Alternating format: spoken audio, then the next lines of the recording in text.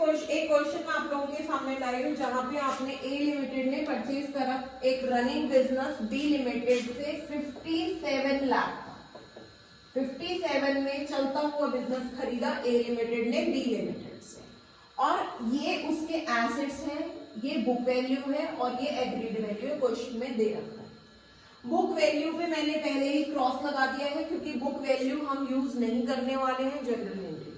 Book value वो value होती है जो आपकी ऑलरेडी रिटर्न होती है आपके बुक्स ऑफ अकाउंट्स में, और एग्रीड वैल्यू वो वैल्यू होती है जहां पे ए और बी के बीच में एक एग्रीमेंट बना है कि हम एसेट्स और लायबिलिटीज इतने की लेंगे और इतने की नहीं लेंगे। उसके बाद उन्होंने कहा कि परचेज कंसिडरेशन देने के बाद हमने उसको जो है चेक से आफ्टर परचेज कंसिडरेशन लेने के बाद हमने उसको 7 लाख रुपीस कैसे दिए, चेक से दे दिए। जो भी परचेज कंसिडरेशन इनका आपस में सेटलमेंट हुआ दैट इज ऑफ ₹57,000। उसके बाद जो नेक्स्ट पेमेंट कर दी इन्होंने 7 लाख रुपीस चेक से पेमेंट कर दिए, और जो भी बैलेंस बचेगा उसके बदले में उनको 2009% डिवेंचर्स ऑफ 20 ईच जाएगा एट अ प्रीमियम ऑफ 25%। अब यहाँ पे आपने क्या करना है, यहाँ पे जितने भी एसेट्स हैं वो आपने लिखने हैं और जितनी भी लायबिलिटीज हैं वो आपने लिखनी है, और वैल्यू जो लोगे वो बुक वैल्यू नहीं लोगे, एग्रीड वैल्यू लोगे। तो building account debit agreed value लिखी, plant and machinery account debit agreed value, stock account debit agreed value, receivable account debit agreed value, to credited to outstanding expenses.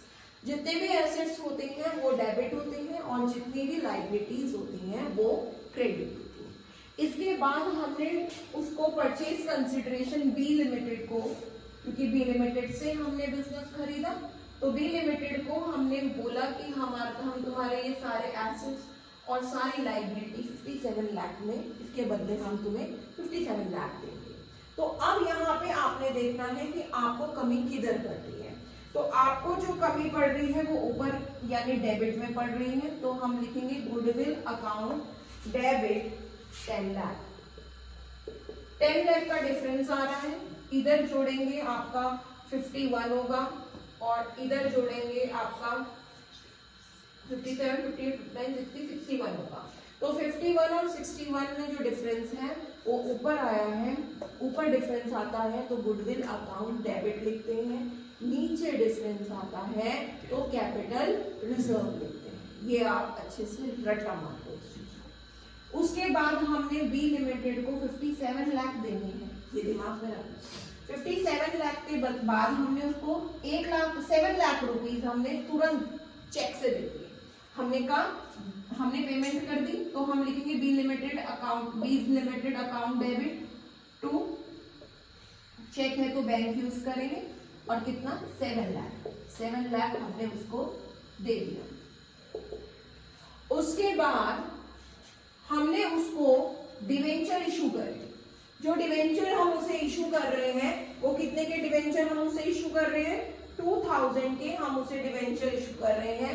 9% 20 each का debenture है, 25% premium है। तो हम देखेंगे 20 each का है, 20 का 25% हम यहां से निकालेंगे तो हमारा आ जाता है 5 रुपीज।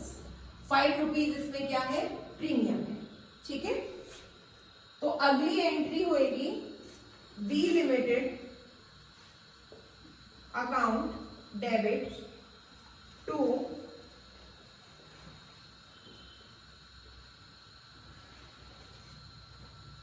कितना परसेंट डिवेंचर है यहाँ पे, 9%, टू 9% डिवेंचर्स अकाउंट और 2 SPR अकाउंट। ठीक है, उन्होंने कितने डिवेंचर इशू करे, 2 लाख। 2 लाख इंटू 25 क्यों कर, 20 का वो ईच है और प्रीमियम है 5 रुपए। ठीक है, तो टोटल मिला के हो गए 25। उसके बाद 2 लाख इंटू 20, उसके बाद 2 लाख इंटू 5। अब यहां पे मल्टीप्लाई कर लो, 25 इंटू 2 50 लाख यहां आ गए।